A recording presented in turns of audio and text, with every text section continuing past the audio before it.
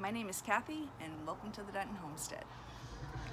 I got home from church today and because of all the rain that we've gotten this past week, it was quite clear that I needed to give my tomatoes some attention. I have a lot of green tomatoes set, but I have blight that was just working their way up every single plant.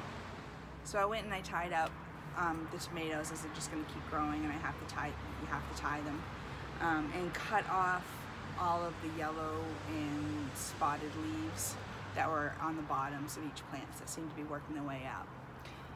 Afterwards, I just read how to get rid of blight. You're supposed to, when you each cut, you're supposed to disinfect your shears, which I did not do. So hopefully I didn't make the matter worse. I'm really looking forward to having a great tomato crop.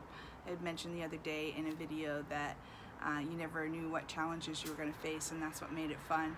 Well, yeah, I'm having fun, but I really want my salsa and pizza sauce. So, careful, Lily. Go lay down, honey. She's missing an eye, so she doesn't see well. So I'm hoping I didn't screw that up.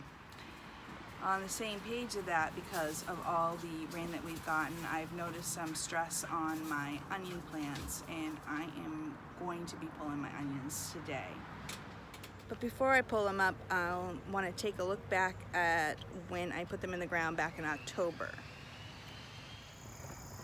I purchased this off of Amazon the other day, and this is supposed to help me with the spacing. So tonight I'm going to be planting onions. I believe they're Walla Walla onions. And now I'm just worried that they may be a spring onion, and maybe I wasn't supposed to plant them for the fall, but we'll just see what happens. But with this little board that has the holes, comes with a card that tells you what vegetables to plant in which colors. So it should be pretty easy even for someone like me. So I should be able to handle this. And in the onions, I'll be using the yellow holes for spacing. Now these are the onions that I grew from seed that I've been wanting to put in the garden for a couple weeks now.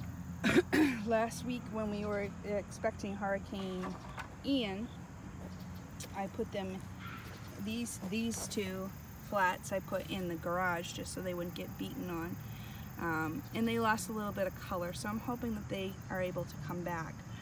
These ones here are actually ones that I planted, I want to say a couple months ago, and I pulled them up because I wanted Rick to be able to rototill this for me so that it wouldn't be all packed down. We have clay, so everything gets packed down pretty easily, and we haven't amended it enough to make a difference in it yet at this point. I'm going to go ahead and replant those ones that I pulled up before he rototilled, and just cross my fingers that they work out. But I'm going to go ahead and get started planting on that. So when I started these seeds, I'd watched a few videos to figure out how to actually start growing onion seeds. Most people buy onion sets, and that's how they start it, but I wanted to start it from seeds. It's a whole lot cheaper to do that if you can be successful. In different videos, talked about doing it different ways. One of the, I think it was M.I. Gardner that I was watching, and he basically was, if it was him, he had just dumped a bunch of seeds in the flats, and he explained that they actually separate pretty well from each other. If you've got two like growing next to each other, they separate pretty well together, and they do. You can separate them without damaging the roots too much. So the soil that was in the flats is wetter than it should be. So I'm kind of glad I'm getting them in the ground right now. But then I took them out of the flat already just to make it easier to separate. It's neat how some of them have already started to form bulbs. Hopefully when they get into the ground they'll overwinter well.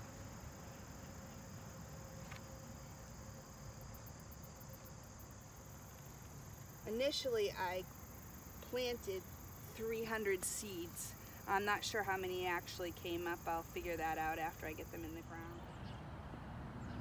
The onions have been in for a couple of days, and they're upright for the most part, so that's a good sign. They haven't immediately died as soon as I put them in, which has happened before in the past with other plants.